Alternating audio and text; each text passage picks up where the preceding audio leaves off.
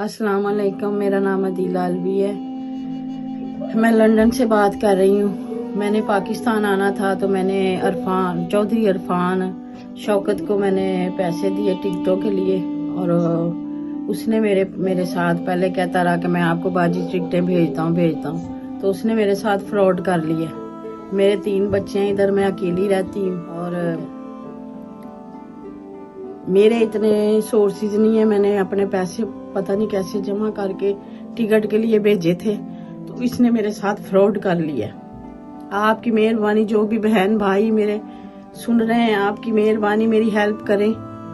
आपका बहुत बहुत शुक्रिया होगा, आप मेरी हेल्प करेंगे। तो मैं सिंगल मदर हूँ, मेरे बच्चे हैं। मैंने पता नहीं कहाँ से पैसे इकट्ठे करके टिकट के लिए भेजे थे। बंदे ने मुझे धमकियां दी हैं, मेरी बच्ची को मुझे गालियां दी हैं गंदी, और थ्रेट करता है। ये मुझे धमकियां देता है कि पाकिस्तान आओगी तो हम एयरपोर्ट पे तुझे मैं पकड़ लूंगा, ये करूंगा। मैं आपकी पाकिस्तानी बहन हूँ आप लोगों की, ठीक है। अगर मेरे साथ ऐसे होता है तो ये बंदा किसी के साथ भी कर सकता है, और मुझे आपकी हेल्प की जरूरत है। आपकी बड़ी मेहरबानी होगी, आप मेरी हेल्प करें, बड़ी मेहरबानी होगी। और ये बंदा जो है ना, इसको सजा मिलनी चाहिए, इसको मेरे पैसे वापस करने पड़ेंगे। मैं पता नहीं मैंने कैसे करके अपने टिकट के लिए पैसे भेजे हैं। आपकी मेहरबानी, आप मेरी हेल्प करें प्लीज।